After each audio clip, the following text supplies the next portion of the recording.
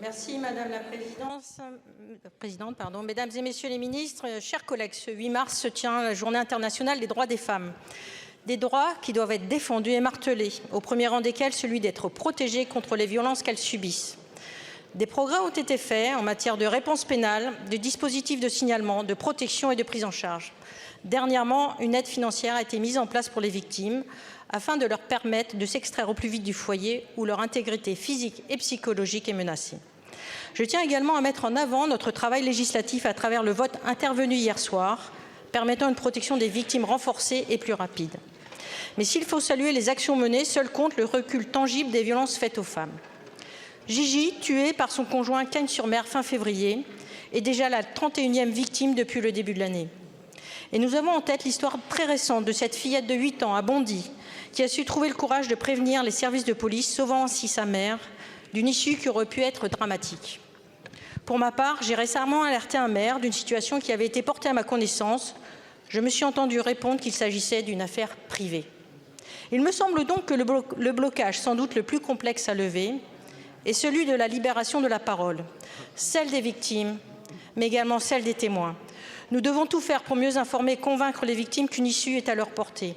Nous devons éradiquer l'idée dans l'esprit des témoins de violence que cela ne les concerne pas, les convaincre d'avoir le courage de cette petite fille.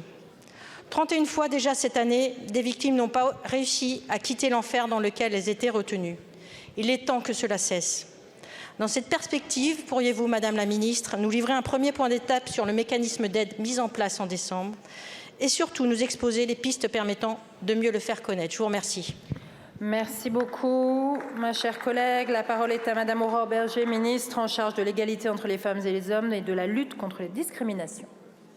Merci Madame la Présidente, Mesdames et Messieurs les députés. Madame la députée Aude Luquet, nous étions ensemble chez vous à Melun, justement pour échanger avec les forces de l'ordre, avec les gendarmes, avec l'ensemble des associations, en fait avec l'ensemble de cette chaîne de solidarité et d'écoute qui se met en place autour des femmes pour leur permettre de sortir de cette spirale de la violence que vous avez décrite. Vous avez raison, il y a à la fois une libération de la parole, évidemment, des victimes.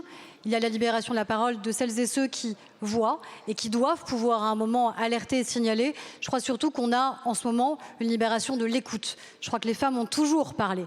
Elles ont toujours dit, décrit ce qu'elles pouvaient subir. Mais aujourd'hui, nous les écoutons et nous les croyons évidemment dans les violences qu'elles décrivent et qu'elles ont subies. Mais surtout pour les extraire de ce cycle de violence, souvent la première chose qui les bloque, voire la dernière chose qui les bloque et qui les prive de leur capacité à partir, c'est leur autonomie financière. Quand vous n'avez plus un compte bancaire autonome, quand vous n'avez plus de métier, quand vous n'avez plus la capacité tout simplement à payer un billet de train, à payer une première nuit d'hôtel, à vous échapper de ce cercle de violence, eh bien c'est pour cela qu'il y a une initiative parlementaire d'ailleurs qui a été portée transpartisane et qui a permis que l'aide universelle d'urgence soit adoptée et créée. En moins de 3 mois, cette aide universelle d'urgence, elle a été délivrée à 12 228 personnes, dans la quasi-totalité des femmes. En moins de 3 jours, elles ont obtenu cette aide universelle d'urgence auprès de leur CAF. Ça veut dire que c'est, j'allais dire, malheureusement un dispositif qui fonctionne, mais ça veut dire que, heureusement, des femmes qui étaient prisonnières de la condition qu'elles subissaient, des violences qu'elles subissaient, grâce à cette aide, elles vont pouvoir partir. N'oubliez pas qu'en moyenne, une femme va faire 7 allers-retours.